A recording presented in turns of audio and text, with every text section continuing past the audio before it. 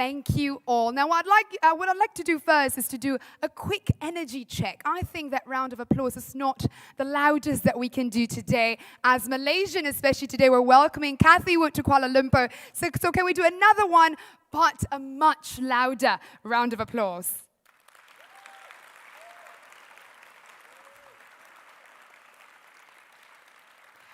There you are. That's what I'm saying. Now, just before we kickstart,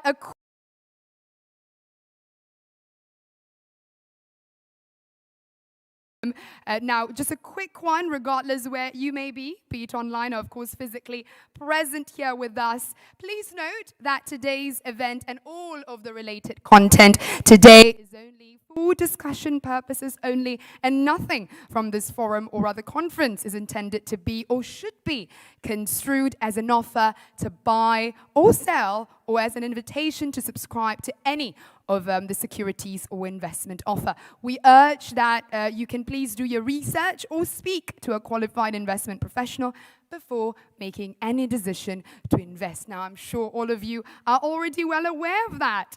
Okay, it is 10:01, so I guess we can kickstart and go ahead and start our session today. Hello and welcome aboard to a special private wealth event brought to you exclusively by AHAM Capital. My name is Rauda Nazran, and it is my honor to be not just your MC, but also your moderator for today. Just a quick introduction so that I'm not all of a much a stranger to all of you. I currently am leading as a CEO of a social enterprise based out in Malaysia. It is a social enterprise that focuses very much on tackling the issue of youth unemployment through upskilling programs. I'm very proud to share that we were founded in 2019, but have to date empowered over 10,000 youthers and currently is valued at 6.6 million ringgit. Now, ladies and gentlemen, with the rising interest rates and, of course, rampant inflation happening not just abroad, but also in Malaysia, 2022 saw almost all risk assets struck by volatility.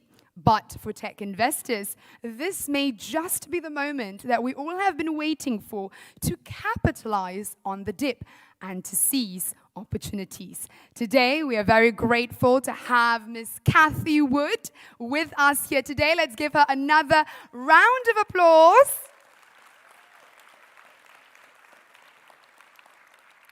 Joining us live and physically here for the first time in Kuala Lumpur to share her insights with all of us. Welcome again, Cathie. Now, with her high conviction approach and ceaseless optimism of the future, Cathie's distinctive strategy to invest in disruptive companies across different innovation pillars like robotics, artificial intelligence, and blockchain has captured the imagination of global investors. Now, is technology turning a corner? And what are the opportunities in this rapidly changing world? So without further ado, let's welcome Cathie Wood to the stage to help us set the scene and give us a backdrop of the current landscape. Cathie, over to you. Thank you very much, Rauda. And thank you, AHAM, for hosting us here today. I'm thrilled to be here. My ARK's COO is here somewhere, Tom Stout. And I must say, this is one of the most friendly cultures in the world, so just thrilled to be here. I'd like to just spend 20 minutes before Q&A talking about the economy, innovation, and the portfolio. So let's go with that. Here we go. The Fed has been raising interest rates aggressively, and it's affecting every country around the world, every market around the world. And we have taken a strong point of view that the Fed is making a mistake and that it will find out soon and it will reverse its position. If you take a look at what has happened this time, the yield curve, which is the difference between long-term and short-term interest rates, hasn't been this inverted, meaning long-term interest rates below short-term interest rates since the early 80s. And so that was when we had a real inflation problem caused by the 70s and even the 60s, the Vietnam War and the Great Society social programs. So that was a 15-year problem that Chairman Volcker at the time had to tackle. Chairman Powell today thinks he has the same problem, but he does not. This inflation was not built over 15 years. This was a 15-month problem, and there was massive supply chain and problems and supply shocks that we believe have caused this problem. Sure, money shot up to 27% on a year-over-year basis in 2020. But now, money growth has collapsed in the United States. It has been negative since March. And on a year-over-year basis, it will probably turn negative within the next couple of months. The Fed is overdoing it, and we're seeing commodity prices capitulate, even the oil price. So at upstream, commodity prices are falling. We see deflation. Downstream, because there's so much inventory around the world, because of over-ordering, as purchasing managers were fearful they would not have enough supplies for holiday. Now they are fighting with an inventory problem and they have to discount aggressively. I don't know in Malaysia if you're seeing sales for this holiday season, 25%, 50%. We're seeing some 75% in the United States. So I think we're going to see inflation actually turning down on a month-to-month basis. We're supposed to get another CPI report, I think, today, but in US time. I don't know if this is the CPI that is going to surprise on the low side of expectations, but I do believe we're going to see deflation during the next 3 to 6 months that is going to force the Fed to change its spots. Now, our strategy has been hurt, and most assets have been hurt, but our strategy in particular has been hurt by rising interest rates. We started to underperform in February of 21 when people were getting vaccinated and going back to work. And there was this fear that the supplies wouldn't be there and prices would go up. And that's what happened. We think we're through that now, as I just said. And if we are, then our strategy, which was hurt so much by those supply shocks, should benefit on the other side. Innovation solves problems, and we have so many problems now. Innovation, and I'll just to give you a microcosm of what I think could happen here. Pre-COVID, as we were getting a sense of how much of a disaster COVID was, the markets around the world dropped 30% within a month, just a month though.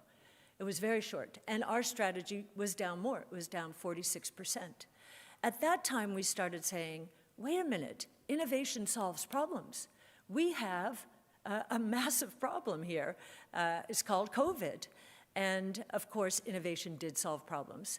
Our strategy was down 46%, but from its bottom in 2020 to its peak in February of 21, it was up 360%, because guess what? Innovation does solve problems, and our companies were key to finding out the sequence of COVID and enabling tests and finally the vaccine. Innovation solves problems, supply chain problems. The digitalization of the supply chain is beginning to solve that problem. Innovation solves problems. We had a war in Russia. Food prices, energy prices shot up. Innovation solves problems. Electric vehicles have boomed through this period, and gas-powered vehicles have suffered. And so what we're seeing because of all of these problems is an accelerated shift towards innovation, but you'd never know it from the stock prices. I think truth wins out. when interest rates come down, following inflation. I think what we saw in the aftermath of COVID will be repeated, but not just for a one-year period, for the next 5 to 10 years. So let me go through quickly the timeline for innovation, just to set this up. We are in a period now like none other in history. This is the timeline of innovation, a graph that our chief futurist, Brett Winton, put together after consulting academics and academic research. These have been the true disruptive innovations throughout history. And you'll notice there's only one other time before today that we have seen multiple innovation platforms evolve at the same time. It was the early 1900s. Telephone, electricity, and the automobile. Transformational, transformed the world. And believe it or not, we are in a period today a little bit like we were then. There was a pandemic back then. It was the Spanish flu. There was a war back then. It was World War I. Now, those problems were much worse than our problems today. But what happened? Innovation took off, and we ended up inflation peaking at 24% in June of 1920 and dropping within 1 year to minus 15% in June of 21. And having been through a very tough period, we ended up in what was called back then the Roaring '20s. It was a great time for the stock market. It was a great time for investments of all kinds because inflation and interest rates were coming down. Today, we have 5 innovation platforms evolving at the same time. Again, never happened in history, and the seeds for all of them were planted during the 20 years that ended in the tech and telecom bubble. Now, the tech and telecom bubble is the first time a lot of investors heard this concept, exponential growth, and they bought into the dream.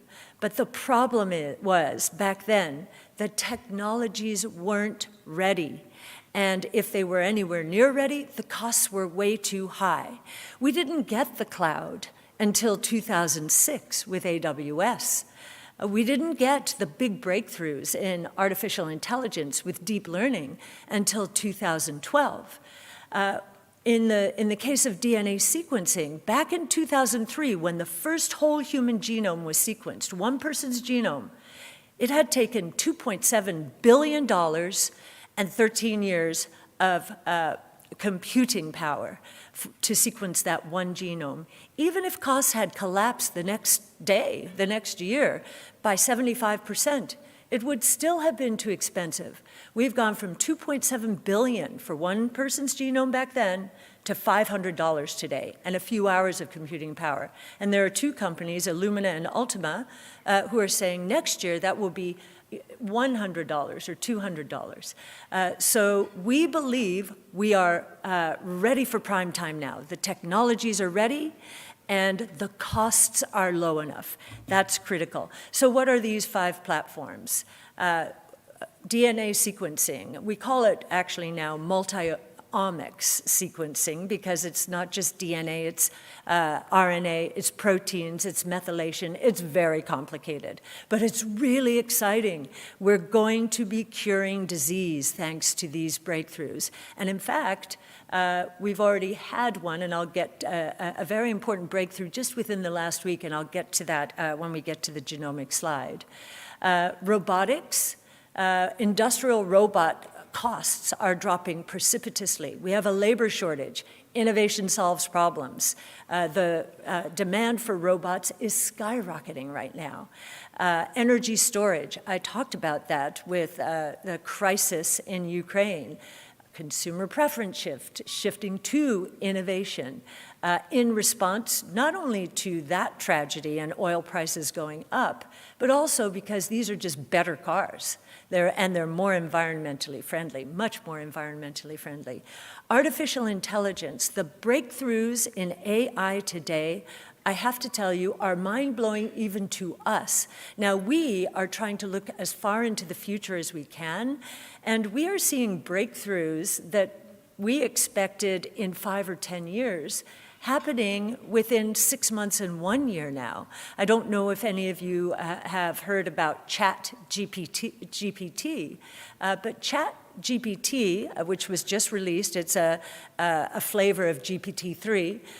Basically, you can say to it, prompt it and say, write me an essay on disruptive innovation as Cathie Wood would describe it. We did this exercise at a brainstorm. In less than 3 seconds, we had that. And it was pretty good because it was scraping the internet, and we have a lot. We share all of our research. So ChatGPT-3 had a lot to go on.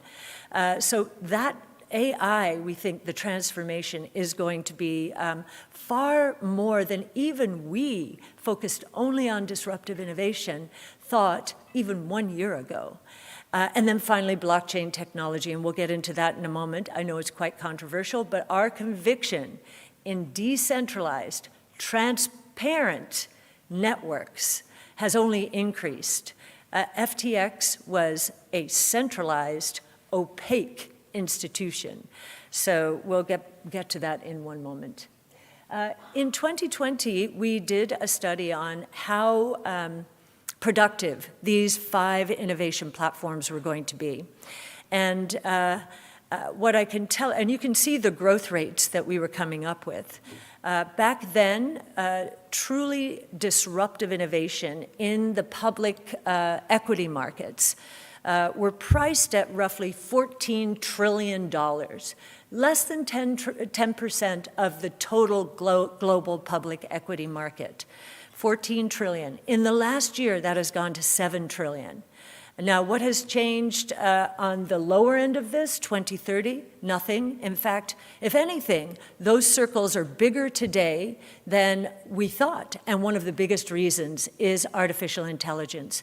So you can see the growth rates that we expect. These are compound annual growth rates in the middle there. They have gone up. Not the first one. That first one is not anything apart from innovation. We think it will be very slow growing, and we think there will be a lot of disruption and disintermediation in the traditional world order. So that 3% might be too optimistic. However, those other growth rates, our confidence has increased because the top circles have shrunk, because the markets have come down. The bottom circles have actually expanded. So the opportunities are greater, the growth rates are greater. One of the reasons we think that those growth rates are greater is because of the convergence between and among technologies. So just to give you a couple of examples, we have, and these are S-curves feeding S-curves feeding S-curves. So exponential growth compounded. Autonomous taxi platforms. We're seeing proof of concept, cruise automation, which is GM's autonomous offering in San Francisco. I just took a ride in one of their cars, and it's unbelievable. It's unbelievable. Autonomous taxi platforms are the convergence of 3 of our major platforms. Robots, autonomous vehicles are robots. Energy storage, they will be electric. Electric vehicles, total cost of ownership today is lower than gas-powered vehicles.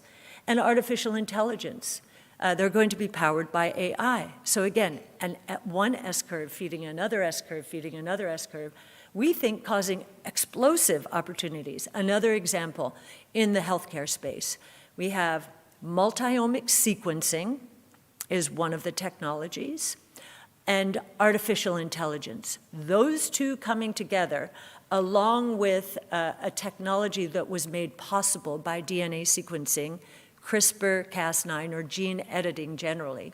Those 3 platforms not only are going to cause explosive growth opportunities, but they are going to cure disease. And again, we'll get back into that in a moment. So just to give you a sense of the portfolio, since February of 2021, when we peaked, we have been concentrating the portfolio towards our highest conviction names. So to give you a sense, in February of 21, there were 58 stocks in our flagship strategy. Today, there are 30 stocks. We have concentrated towards our highest conviction names based on a scoring system.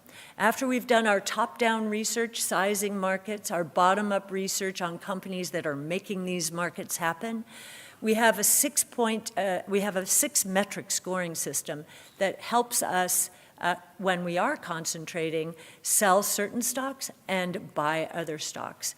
And so you'll see we have a high conviction and a highly concentrated strategy. Right now, I believe the top 10 account for more than 60% of the portfolio.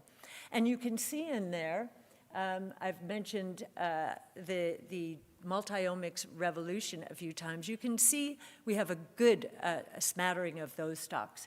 CRISPR Therapeutics, which is already curing disease, sickle cell disease, beta thalassemia. Intellia at the bottom is already curing a rare disease called ATTR. And then we have Exact Sciences, which is a molecular diagnostic testing company focused on cancer.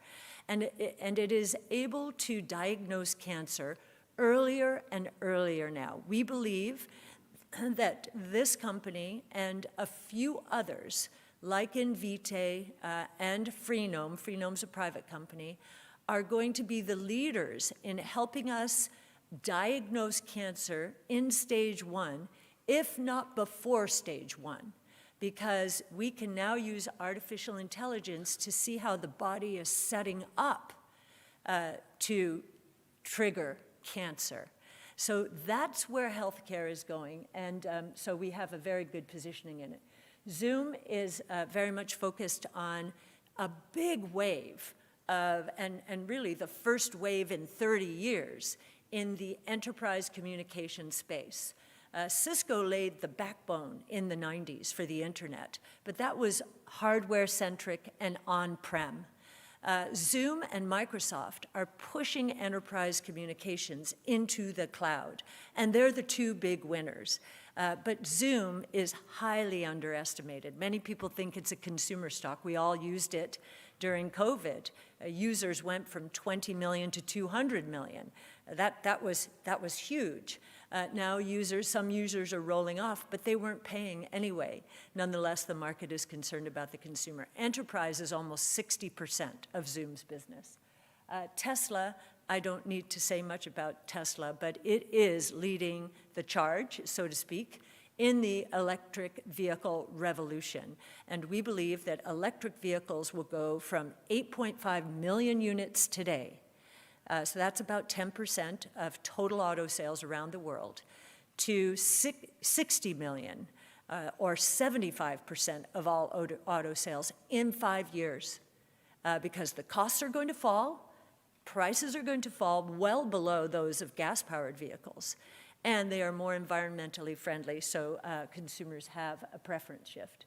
I won't go through the others. I'll leave them but we're touching on new media. Roku will go into that in more detail. Block is a digital wallet play. Teladoc is laying the healthcare information backbone in the United States. Shopify is a play on something we think is going to become enormous, and a lot of Rauda's entrepreneurs are probably taking advantage of it because this is social commerce, and it's really changing the way activity. And UiPath is robotics process automation. We are looking for companies that are building foundation models. That's a term in artificial intelligence that others can build on. UiPath in the RPA space is that company, we believe. And then you can see how we think about our portfolio, how we break it out. We're not thinking about sectors or industries or sub-industries. We're thinking about technologies that are going to scale across sectors and become mass market opportunities. And that is why we have set up our research team so that our analysts' responsibilities are not broken out by sector or industry. They're broken out by technology. They're technology specialists and they are sector generalists. And they are looking for these mass market opportunities that will be caused by these technologies. Here is the historical breakdown by innovation platform. And genomics was one of the hardest hit in these last 2 years. And you'll see we've increased it.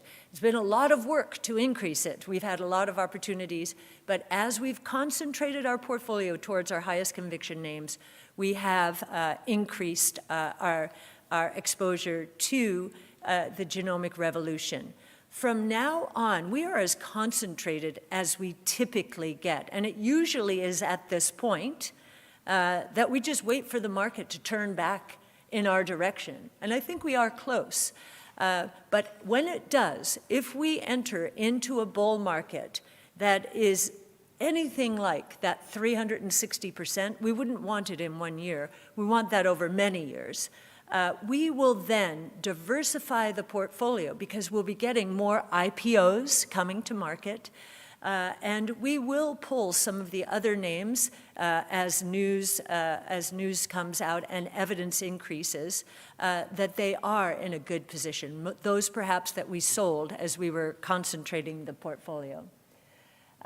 So this is Roku. This is a play on digital TV, connected TVs. And you can see here the trends.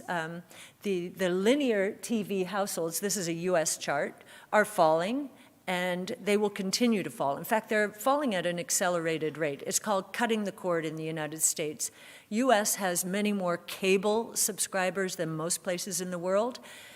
They charge $100 to $150 a month. That's out of line. These streaming services charge $5 to $15 a month. Now consumers can choose, and that's what they're doing. That's what the green line going up suggests. And Roku and Amazon Prime are the two big platforms in the United States, the two big beneficiaries, we believe, of this trend. Here is how this is similar to what happened in the early days of the internet. The eyeballs shifting onto the internet exploded, but the advertising was very slow to come along until it exploded too.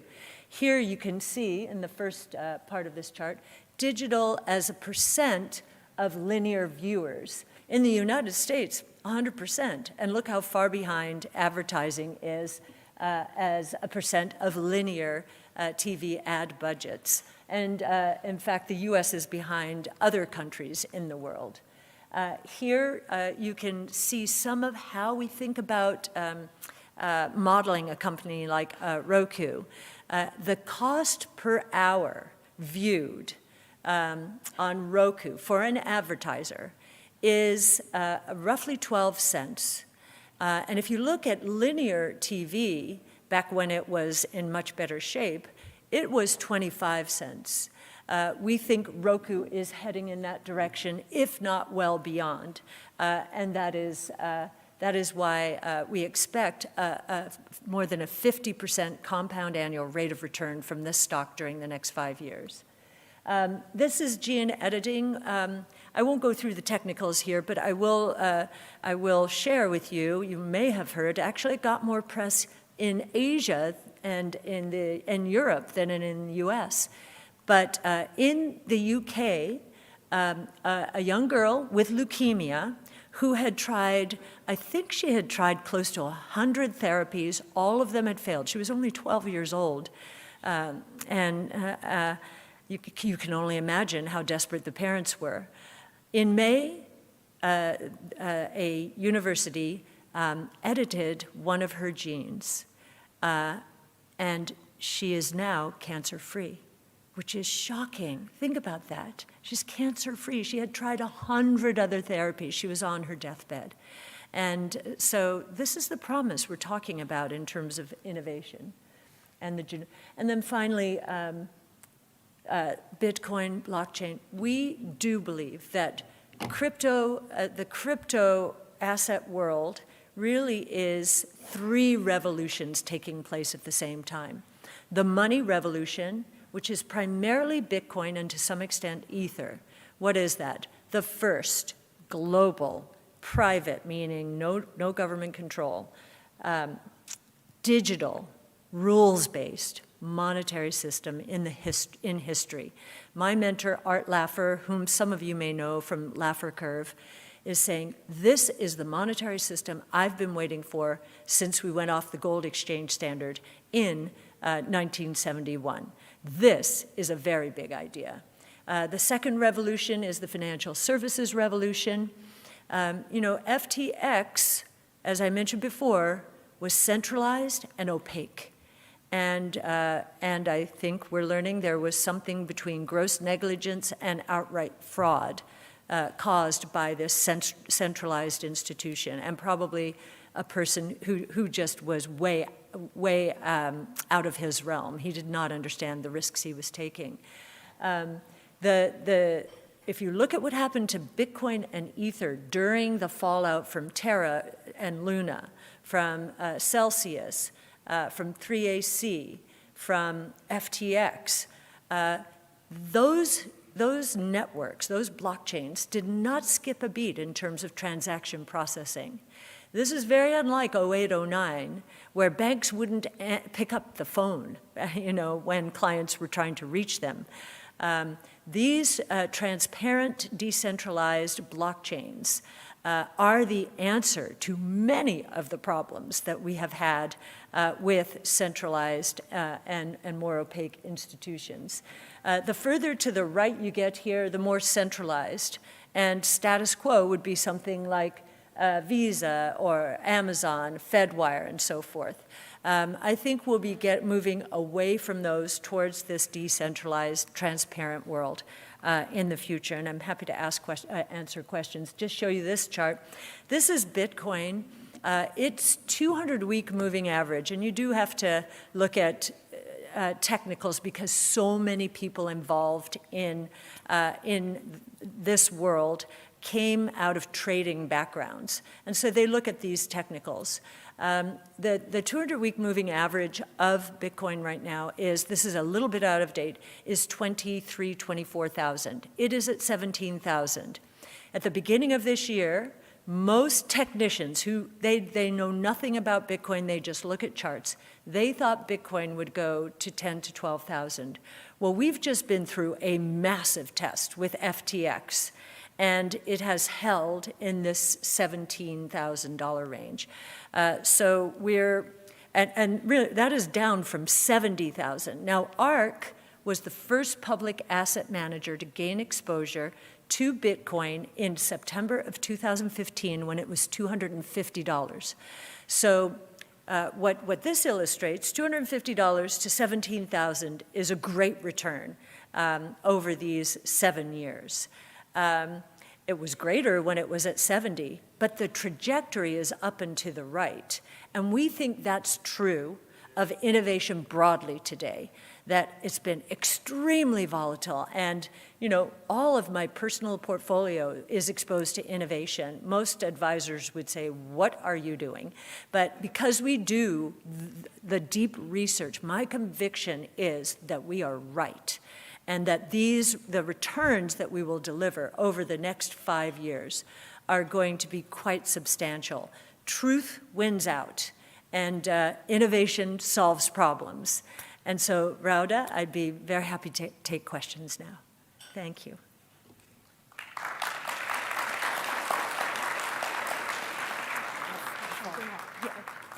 Thank you, Cathie. As you can see, she's really thrilled to already be on stage to answer some of your questions. So, shall we? Yes. Perfect.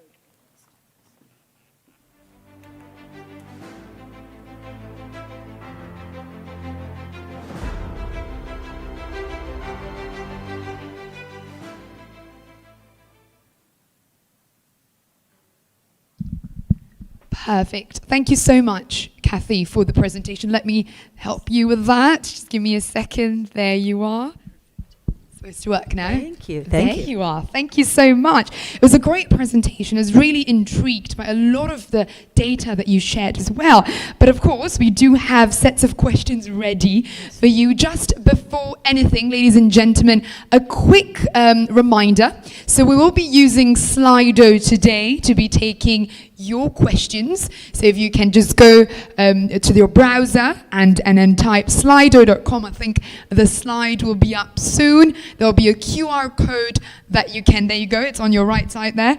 There's a QR code for you to scan, and once you're in, the code for today's event will be hashtag Ask Cathie. So I strongly suggest all of you to drop your questions there. We will be indulging in them in a little bit. But yes, let's dive right into the first question that we've got for you here today, Cathie. Now, given that obviously the disruptive innovation strategy has fallen over 70% from its peak in February 2021, I think we're just more curious as to why did you perhaps not turn defensive as most managers would? Yes, well, we do one thing, and that is focus on disruptive innovation. And our clients know that they will get a portfolio full of stocks related to disruptive innovation. I think it's very much more of the advisor's role to determine how much of an allocation to our strategy. Now, I just told you what my personal allocation is. That is how much I believe we're going to be right. I know we're doing the best research in the world on this. But advisors are going to have a little bit better understanding of the risk tolerance or the tolerance for volatility. Now, when I say risk, I also should explain our strategy is volatile, but when you think about the word risk, we would actually turn that a little bit around right now. If we're right on how dramatically these platforms are, how quickly and dramatically they're going to evolve, then they're going to transform the traditional world order very dramatically. Where is the traditional world order? It's in broad-based benchmarks or broad-based and highly recognized tech companies. If you look at our portfolio, it does not look like any one of them, which is a good thing. It's a great diversifier. And we believe, and we've even seen value investors say, you know, I couldn't buy, because I'm a value investor, any of those stocks, but I know that those companies are going to disrupt some of my companies. So I'm going to take a small position in this strategy to hedge against that possibility. And so we think that most people, most investors are short innovation. They have a lot of equity strategies that we think are going to be disrupted. And so when the word risk comes up, I think more about those strategies than I think about our own. Absolutely. Now, I think moving on to easy money, I think so the topic is here. Do you think markets would still pay higher sort of valuations for innovative companies such as in the past, since the era of easy money is long gone now? So I think one of the reasons our strategy has had this, you know, we were up 360%, down 70%. The reason it has come down so much is because of that argument. But that argument really applies much more to mature growth companies. Our companies are going to be growing so quickly that they're going to overcome this with time. But I'd like to say a couple of things about valuation. Our valuations on this year's numbers, our valuations are high, but it's because our companies are foregoing short-term profits. They're investing aggressively. We want them to invest aggressively so that they can be the winners in what we believe will be winner-take-most markets. So just to put some numbers on this, the market, if your metric is enterprise value to EBITDA or cash flow, which is, we think, the most comprehensive measure. The market right now, as measured by the S&P in the United States, is about 14 times. We're closer to 60 times.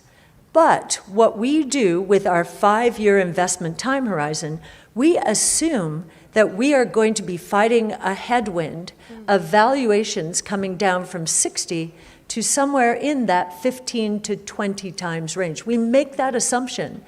And the companies in our portfolio are there because we believe they're going to deliver a minimum of 15% compound annual rate of return. At the peak in February of 21, that was our expectation. That's where our models were saying. But the depreciation since then suggests that the compound annual rate of return is going to be much higher than at any other time in my career, and I've been doing this for a long time. Absolutely, and I think when we talk about long-term investment, patience comes in as well. What do you say to your investors who perhaps might not be as patient to see through the longer trajectory of perhaps becoming the next mega Facebook, Amazon, Apple, Netflix, and Google? Yeah. Yes, it's interesting that you mention those because those are being disrupted now. They were the disruptors, and we don't own them, right? So in our flagship portfolio, you don't see those names. Ours are the future disruptors. So my advice is keep your eye on the prize. We are the closest you'll find to a venture capital company in the public equity markets. And we believe we are going to deliver venture-like returns because innovation in the public markets has been pummeled compared to innovation in the private markets. And we believe that private markets, which are going through some down rounds now, that their valuations are more correct than the public market valuations. So keep your eye on the prize. 5-year investment time horizon. Don't look at your portfolios every day. I don't. That's a really good one, right? So keep it until the end of the month, perhaps, or the end of the quarter would be best, so we can do a review every now and then. Just a quick reminder for everyone, we are taking questions, just a quick one there. Scan the QR code, and the code today is #AskCathie. Now, I want to flip the conversation to a little bit more about the rising cost at the moment, Cathie, and of course inflation is happening left, right, front and back, and we do see recent news on the big tech companies having to sort of lay off their employees to manage cost as well. How are perhaps the younger, innovative companies handling this in terms of reducing costs, in your strategy, coping with this particular issue?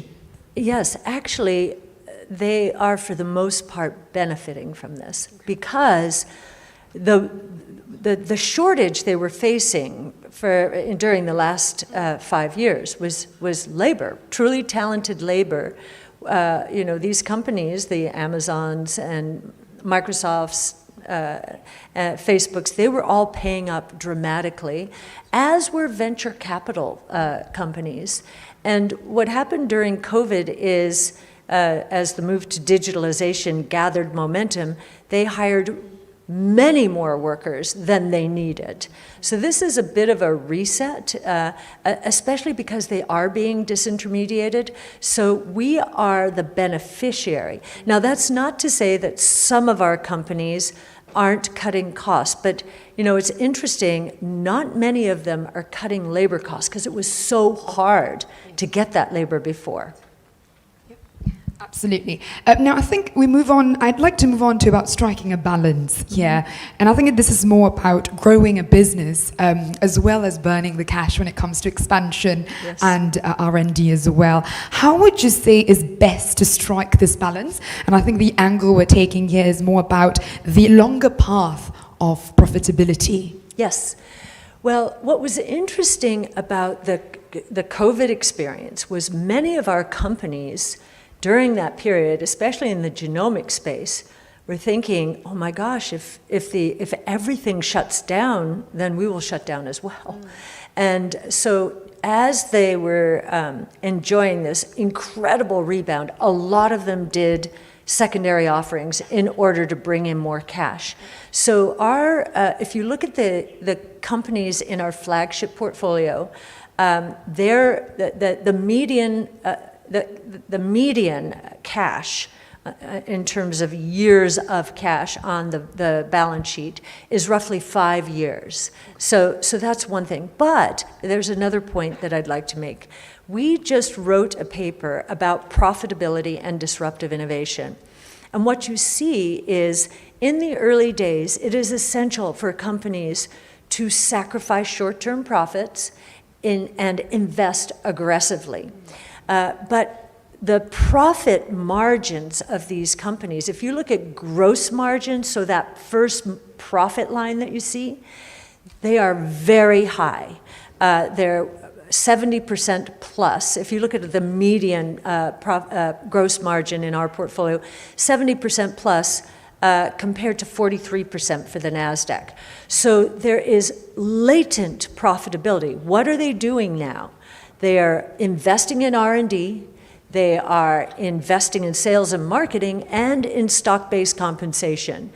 And if in our flagship portfolio, if you take a look at it, and this study is at ARK-Funds, you will find that the latent profitability on balance is 50 percentage points. That is why we're going to have such returns over the next year, because they will, as the revenues are scaling, they may continue to increase R&D in these others, but not as much as revenue. So that will go much more to the profit line. Okay.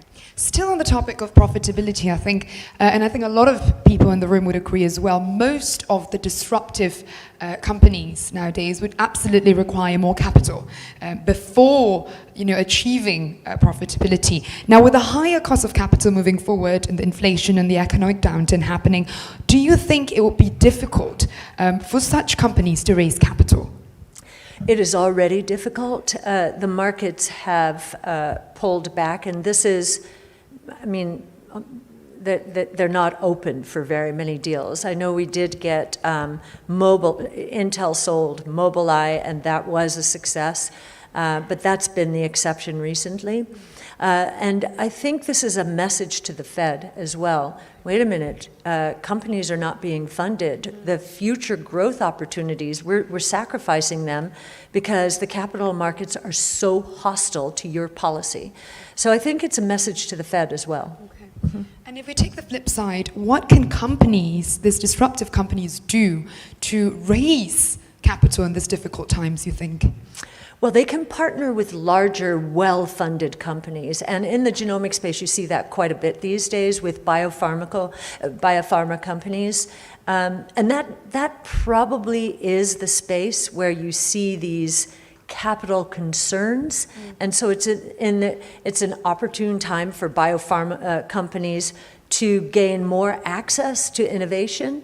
I think that's the primary way to do it right now. Perfect, perfect. If we talk about employee stock option, and I think this goes back to the talent discussion we had and the labor discussion we had, one of the key strategies, I believe so, to retain talents nowadays, especially with the Gen Zs that are onboarding the workforce at the moment, is also that stock option that's available. In fact, my social enterprise, we do have such policy as well in terms of equity, though. And I wanted to understand perhaps your thoughts on how can innovative companies use these stock options to retain key talents when really stock prices have collapsed, and they've seen that now. Yes, well, we do think equity is very important, ownership. At ARK, everyone at the firm owns stock, and it really does change the mindset. So I think it's a very important part of talent retention. So I know that after a period like this, a lot of options are underwater. So companies are going to have to reprice. It's going to be a bit dilutive for shareholders, but we also know that the job market is becoming quite tough out there. So any little give from companies, whether it's repricing to some extent, not all the way down to where stocks are now, but just giving them some hope that we will see those prices again, and employees will be in the money if they stick around. I think that's important. I also think that cash and bonuses at this time, where people are fearful and they want something that is more tangible in the short term, is important as well. And how is ARK managing the team's performance at the moment with the collapse and the economic downturn?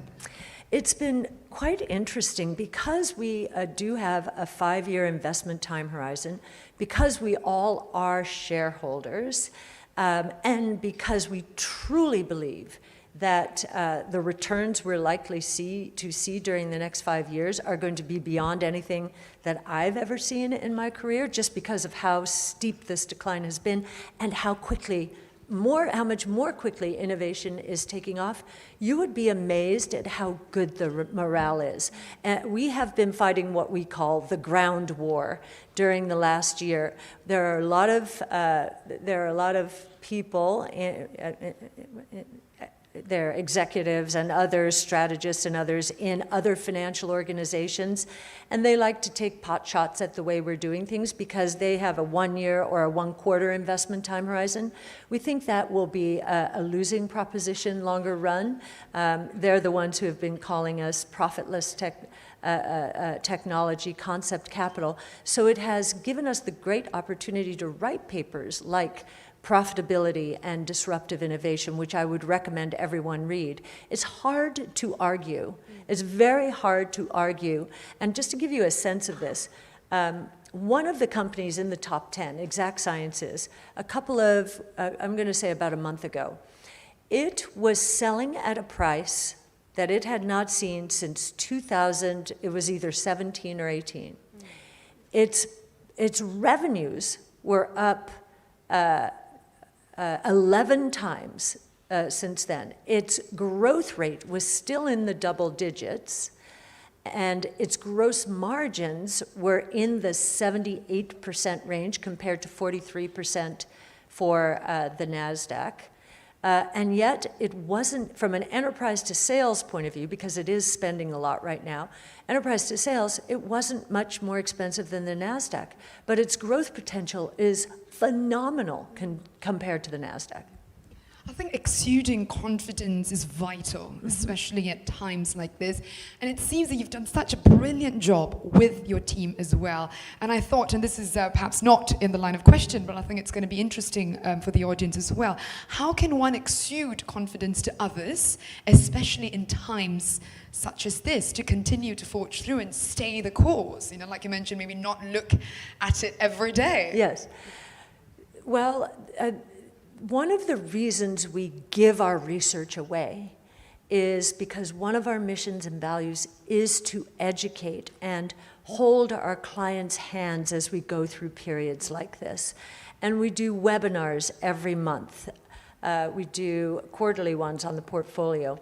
I do a YouTube video every, we call it Employment Friday, the Friday that employment numbers come out.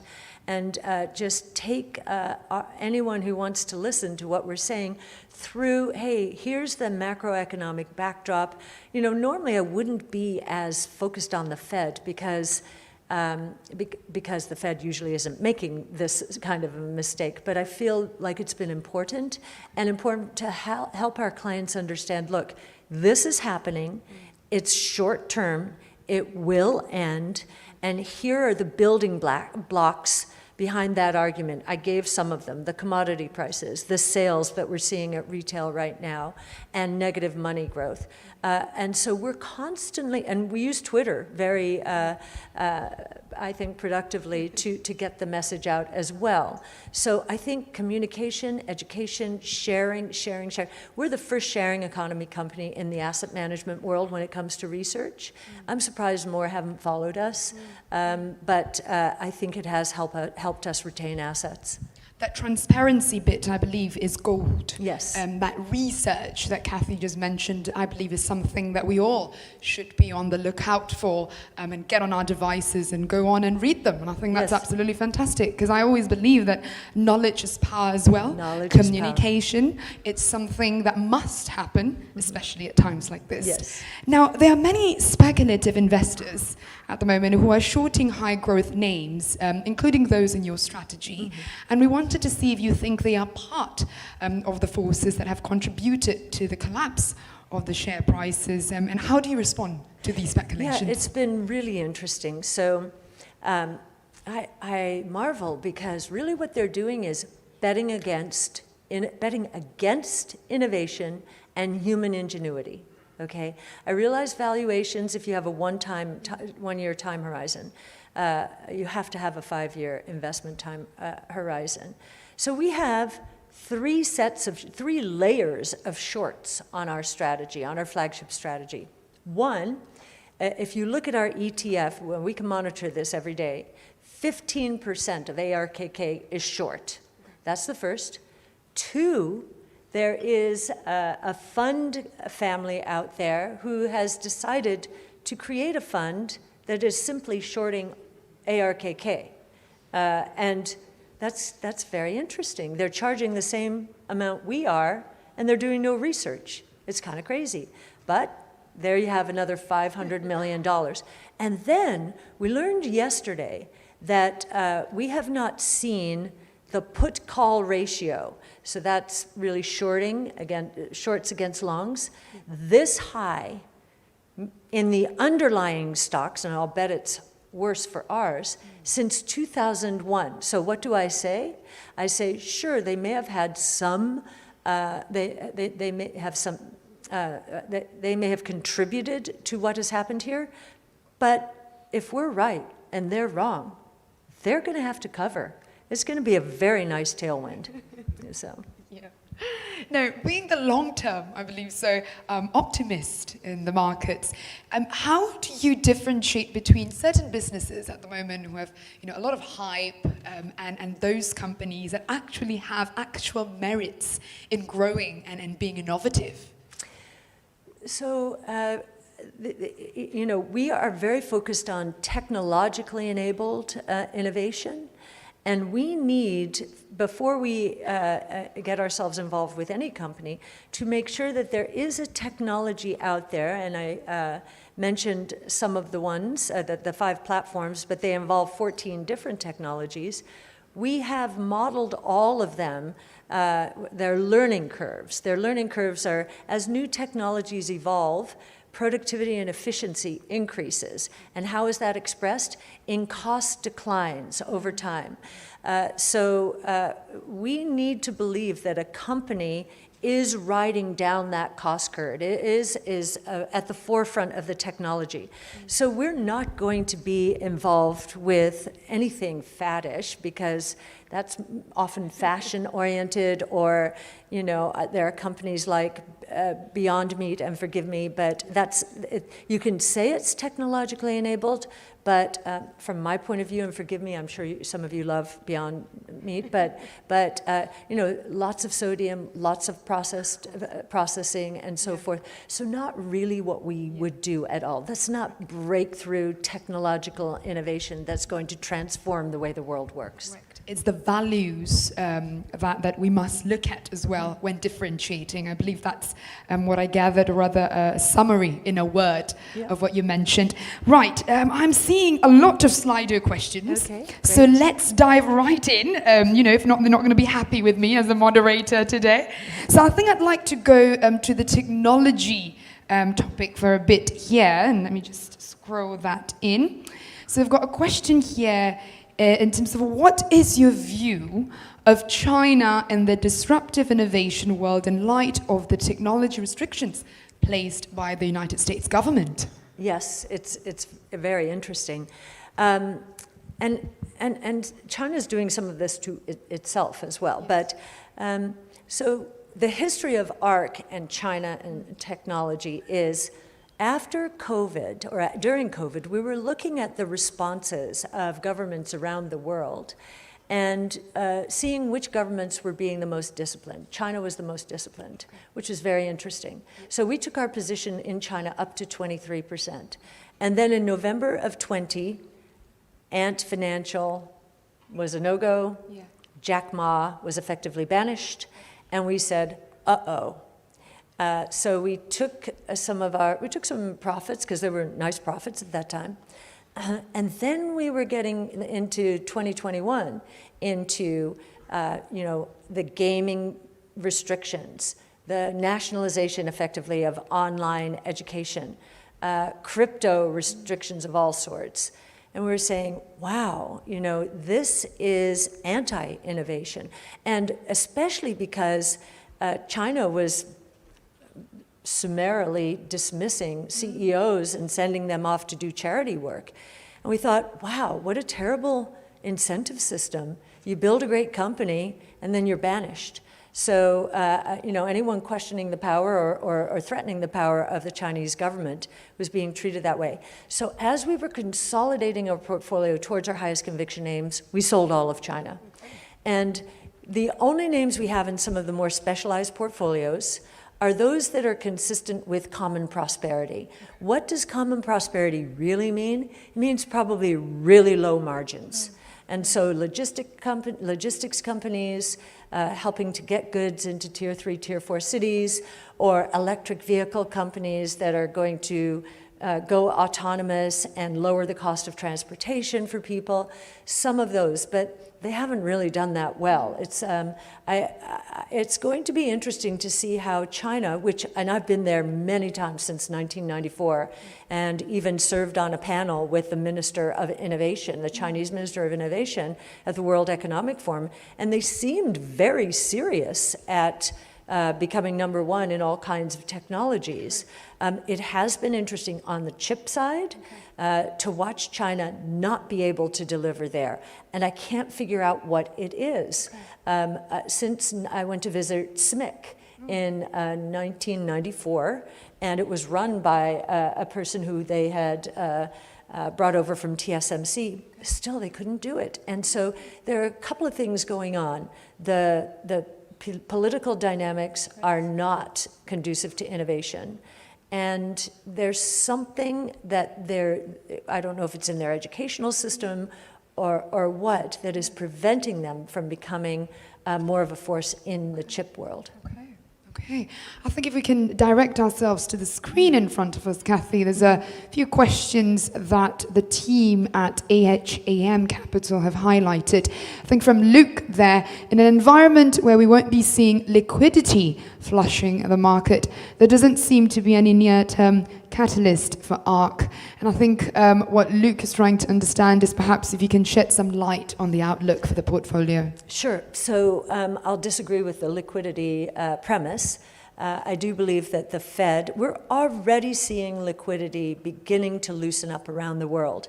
Bank of England, Bank of China, PBOC, Australia, even if it is Australia not raising interest rates 50 basis points, raising them 25 basis points, and basically questioning what the Fed is doing. Even the Fed itself, 50 basis points. I mentioned the inverted yield curve at the beginning. That is a loud cry for the Fed to increase liquidity. And I do think within the next 3 to 6 months, we will see a shift in their policy. First, it will be rhetoric, but the market is a discounting mechanism and will assume. And if we're right on the fact, and do believe that deflation now is a much bigger risk than inflation, the Fed is going to change its spots. There is one other thing on profitability. It's very interesting to see the broad-based benchmark stocks margins, their companies' margins. They're very high. They're very high. And in this period where inflation did pick up, they took pricing. And they assume they're going to get more pricing. I think they're learning from the inventory glut that they're not going to get more pricing. Their margins are going to be under assault, whereas our margins are very low.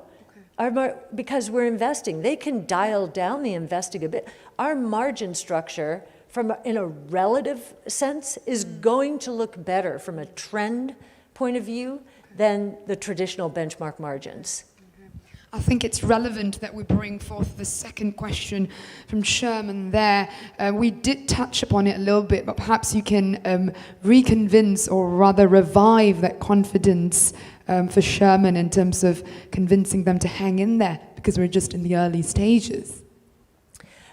Well, I usually, and you can go to our Big Ideas 2022, it's on our site, And I usually say, look, at the end of 2020, truly disruptive innovation was priced in the markets at 14 trillion.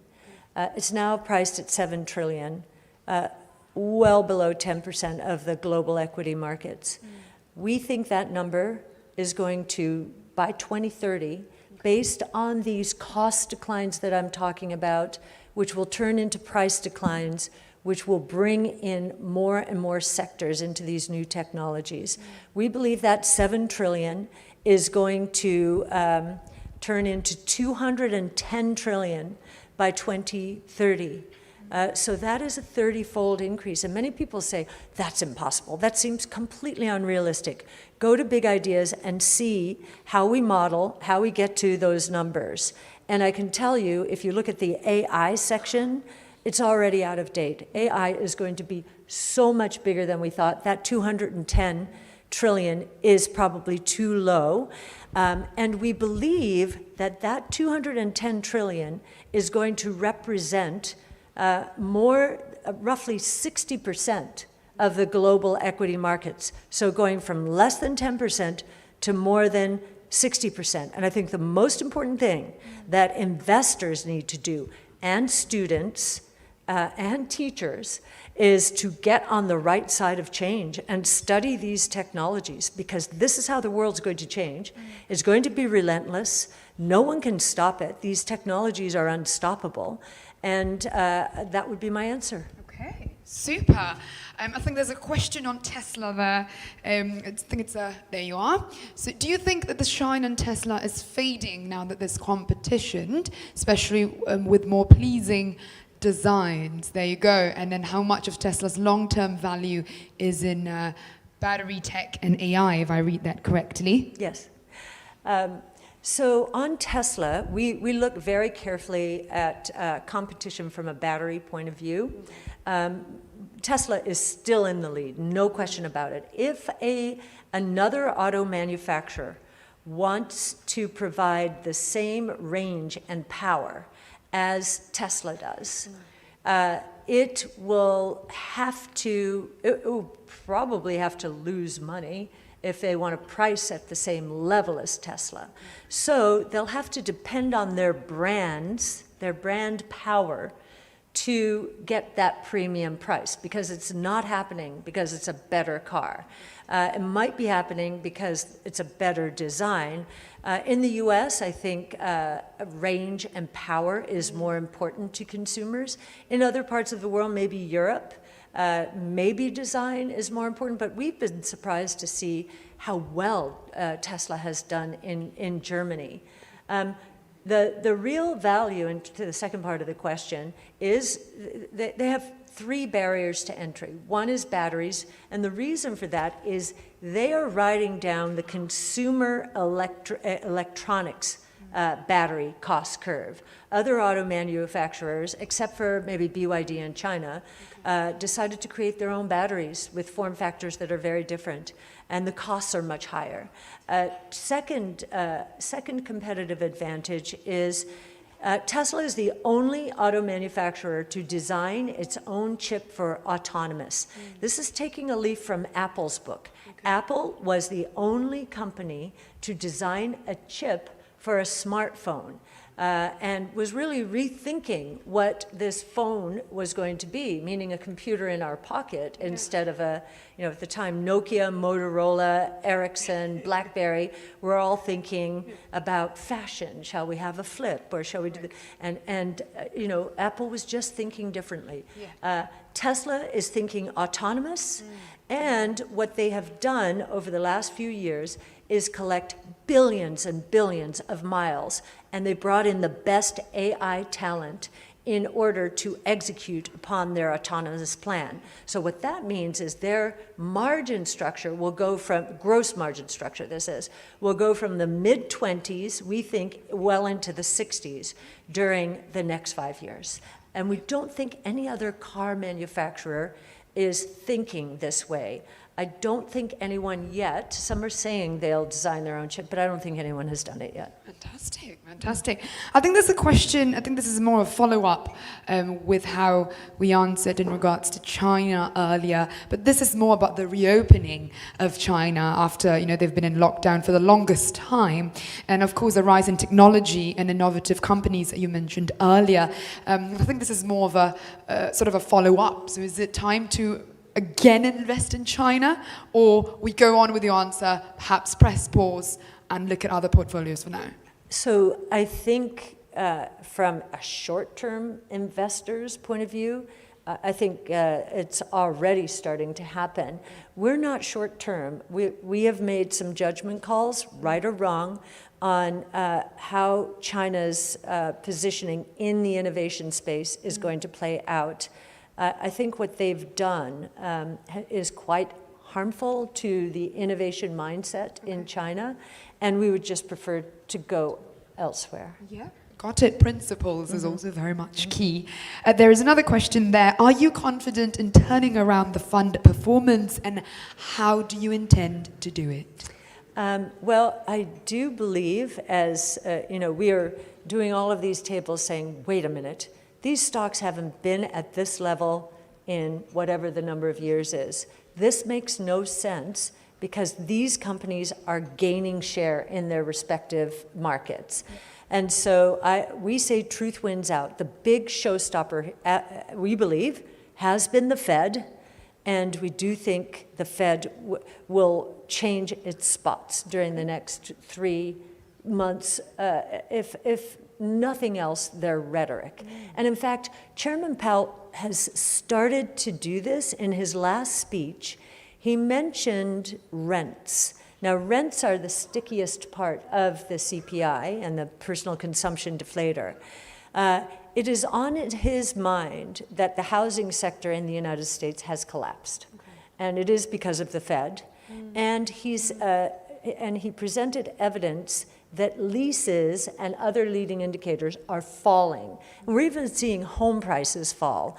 The last 3 months, S&P CoreLogic home prices have fallen.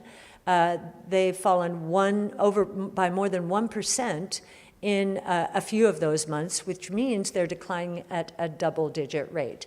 The Fed, again, thinking of muscle memory 08-09, is very cognizant of how important housing is to the US economy. Housing is the consumer's largest investment.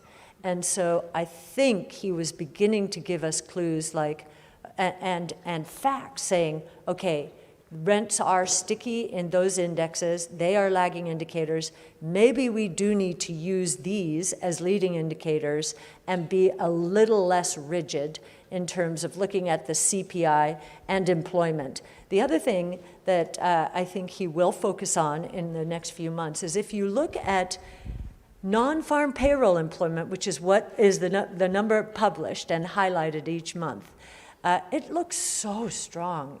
Unbelievable. You're reading all these headlines about layoffs, and still this number looks so strong. There's another employment indicator in the same report. It's called household employment. It has been falling since March. There is now a 2.6 to 2.9 million person gap between those two measures. One of them is right. I think the household one is right, and the Fed is going to have a lot of catch-up to do. I think staying on the topic of confidence, I believe so, there's a question on perhaps if there's any succession plans in place. Succession plans for me? For yourself, yes. Okay. And ARK Invest, of course, yes. Yes, we've put in, we did a reorganization to answer that question. We now have 2 associate portfolio managers working with me. Okay. And we have 4 directors who are also senior analysts who are now directors of research on their respective strategies.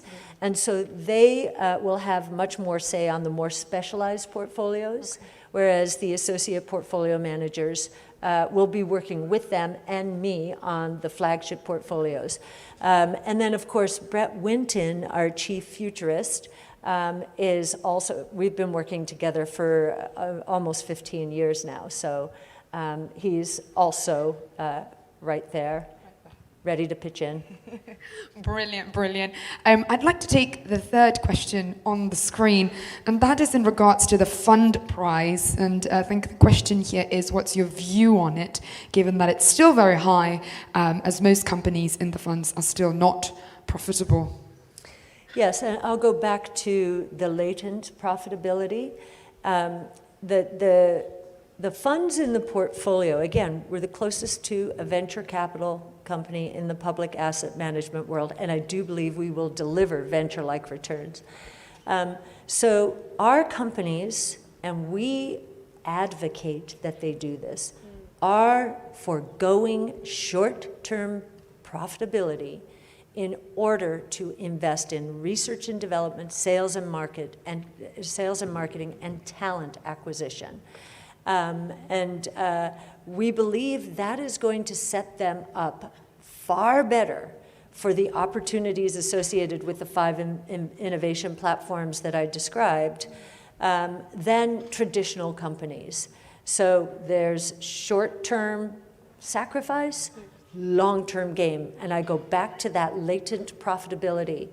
If we were to normalize the profits, assume that they decided not to spend as much in R&D, sales and marketing, and talent acquisition, and looked more from a margin structure like a mature company, our funds would be very close to a market multiple. Yep. Yeah. Okay. There's a question again from Luke. It's the second one on the screen right there. It's in regards to crypto. So obviously disruptive means taking risk on assets that others may shun, such as crypto, but give the current gyrations in the market. How are you assessing companies with crypto-exposed balance sheets? There you are. Sure. So we have three primary ones: Square, Tesla, and Coinbase.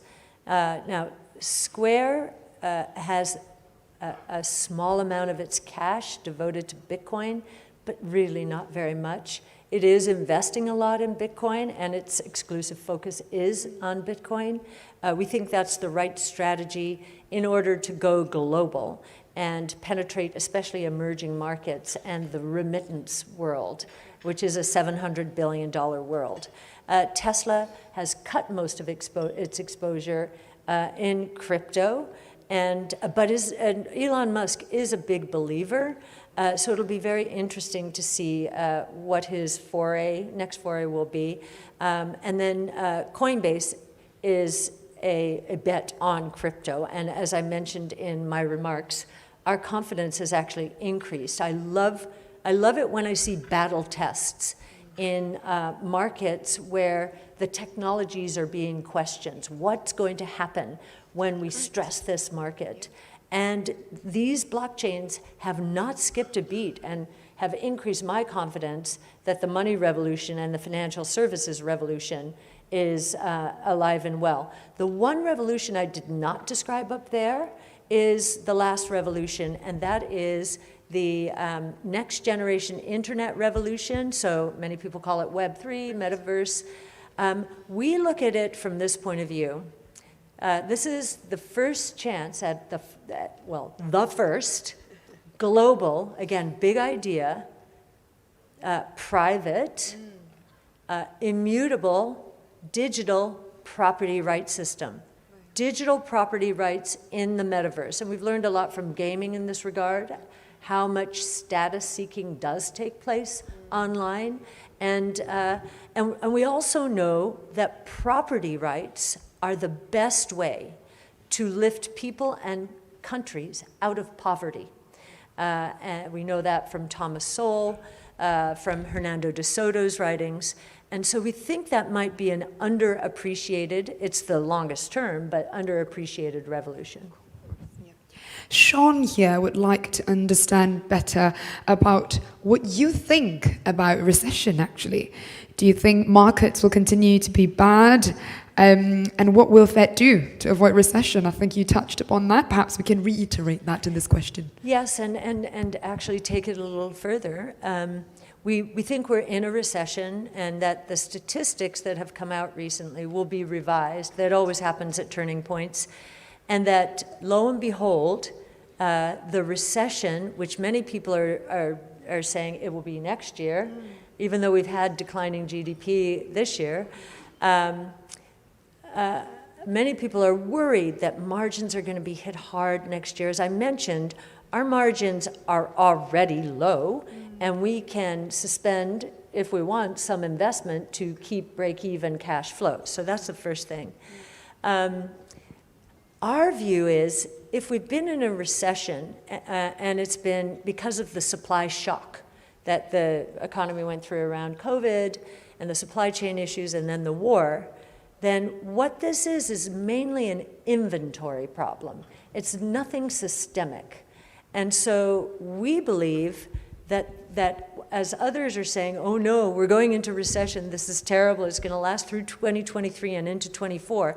If this is just an inventory recession, it will be done before you know it. Okay. And the markets, they're not always forward-looking, but I think they've been damaged so much that people are looking at every move the Fed is making, every word the Fed is saying, and will start looking to the other side of that inventory recession. So I think we're pretty close to the end of this bear market. So what's the worst case scenario you think if we cannot get inflation under control?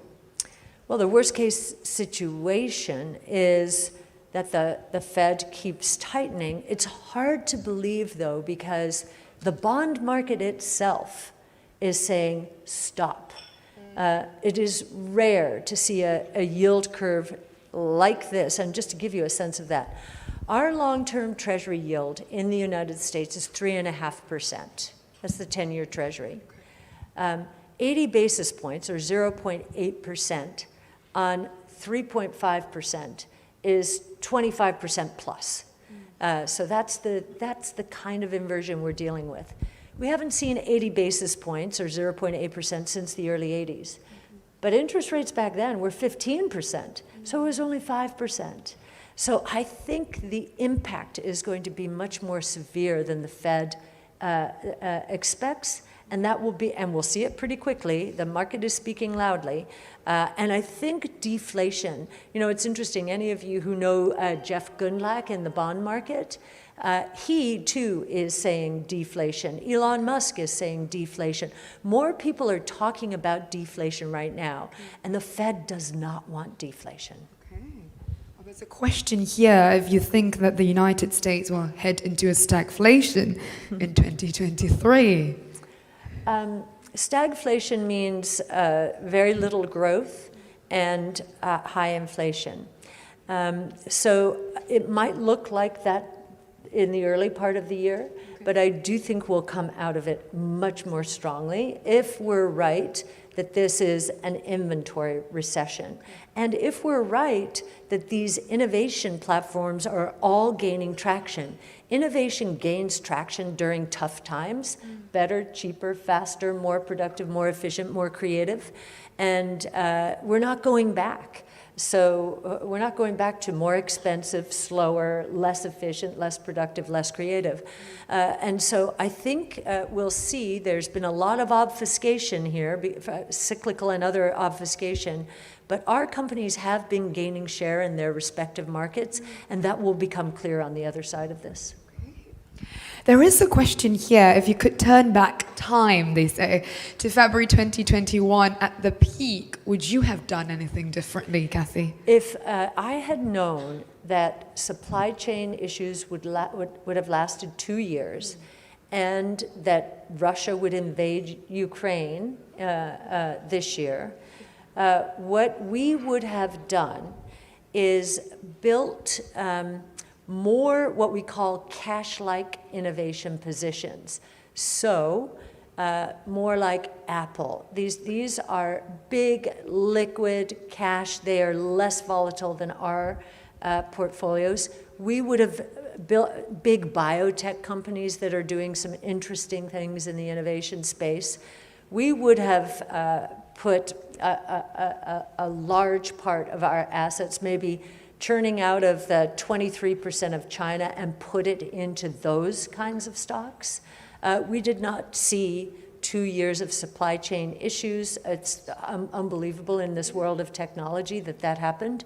And we didn't see the war in Ukraine. And we didn't see the Fed becoming as aggressive as it has been, even though markets are telling it, including the bond market, which should be the one it's looking at the most, are saying, whoa, stop, what are you doing? Money supply going negative, whoa, stop. So didn't expect that either. But again, it happened, it's done. Yeah. You know, we're here and we have to look forward. Absolutely, and I think that's a beautiful way to end. Okay. It's time to look forward and move forward. I got a message from my team at the AHAM Capital saying that time is up. So that is all we have today. Thank you so much, Cathie, for joining us. Thank you, everyone, for joining and listening to our session today. There you go. Perfect. Thank you.